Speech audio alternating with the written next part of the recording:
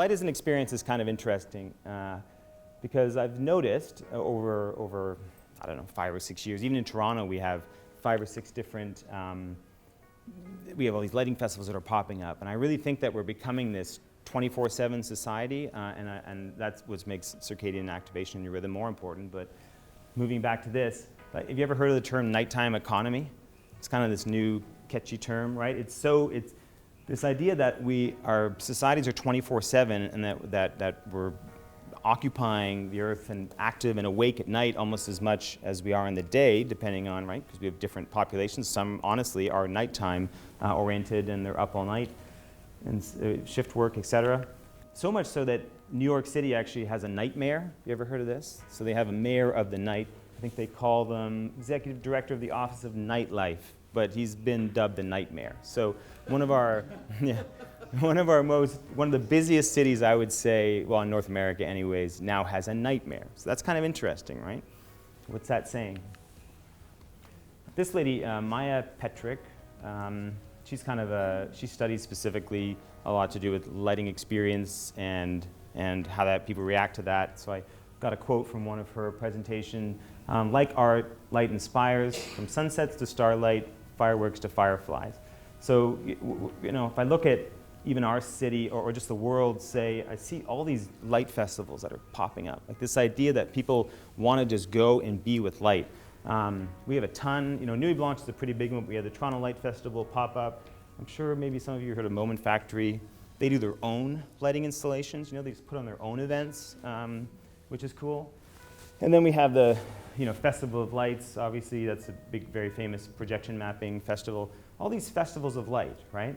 It's kind of, it's a really interesting trend, which I think, as a lighting designer, I like to keep my eye on. So it's really about using light to augment life experiences. Like everything nowadays is an experience. It's got to be dynamic, and people have to be involved, and it has to be interactive.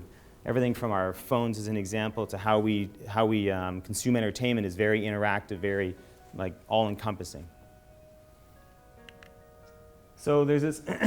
You ever read Investigating the Effect of Light and Impressions and Behavior? I haven't. I just have seen like 1,000 diagrams. This is typical Flynn stuff, right? Where there's these studies where they provided many different scenarios and drew a bunch of conclusions. And those conclusions they drew really built the foundation of how we design light nowadays. It's like all our rules of thumbs are based on some of the research that Flynn did. So there's this idea people want to see the light, not be in the light. That's kind of a general conclusion that he made from some of his research, you know, that if someone doesn't want to sit under a downlight, they want to look at a lit wall, right? So we use that a lot, and I use that all the time when I think about how we're designing spaces. I'll show you, this is a cool video where I started thinking a little bit about this. No sound. That's okay, though. So this is kind of a cool workshop we do every year at Nuit Blanche, and this is where I really started thinking about how people enjoy just playing with light.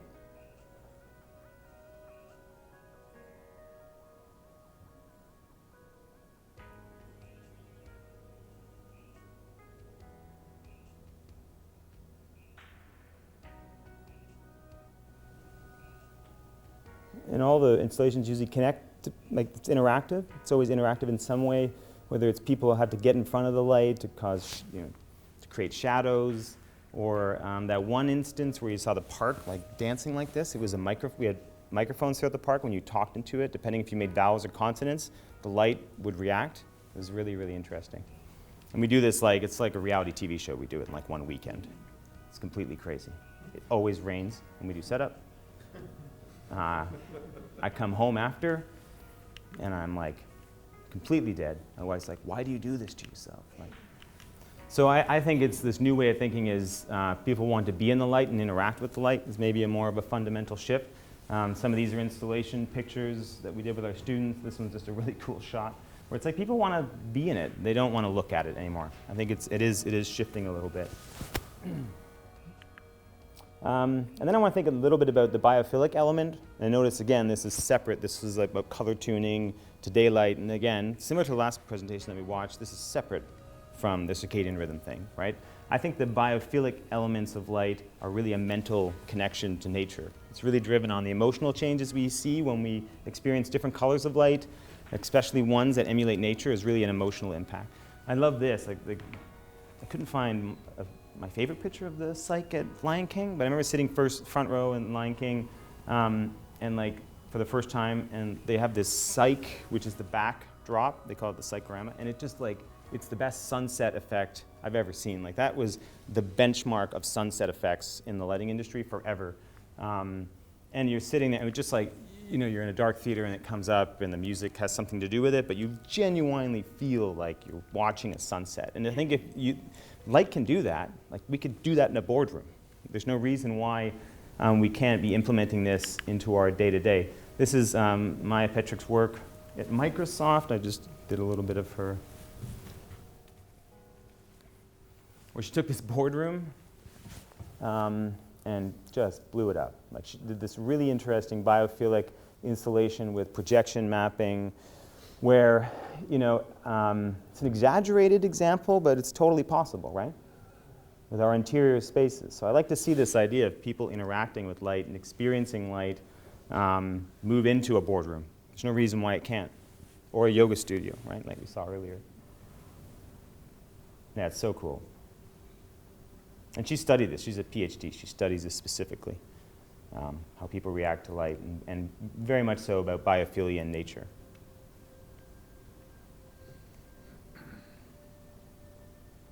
So I guess what do we do, right? When I think about how do we make this more accessible? Because I think we know that it has an impact, but as I love that I'm following a presentation that talked about linking color temperature to lighting systems, because like, was that easy? Who thought that was easy?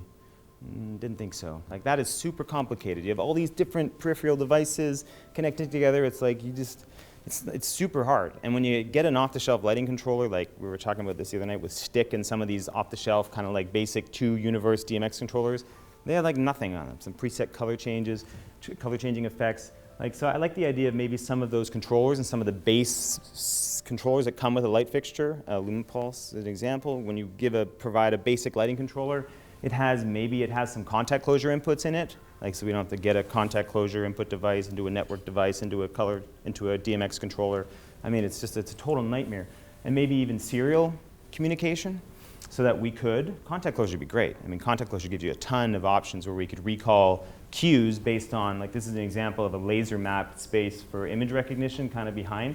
So this idea that you could hook up something like that to a controller, and also maybe do logic-based things, like if this happens, then this happens, and not have to, you know, get like a $6,000 or $7,000 LPC system, and then get, which is a Faro system, and then get the contact closure input device, and then network nodes, and forget it. So it's just easier, allowing people to easier interact with DMX controllers.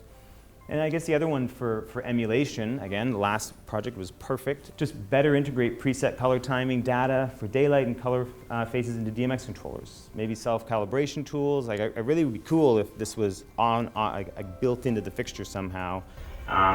Maybe when you get the fixture, it doesn't have a sensor, but you can like put your coordinates in, so it knows based on atomic time when the sunrise, sunset is. It can maybe calibrate to internal with a camera. I mean, like you can buy like a receiver at Best Buy and you put a mic in the room that calibrates your whole audio system. So why doesn't the lighting system do that?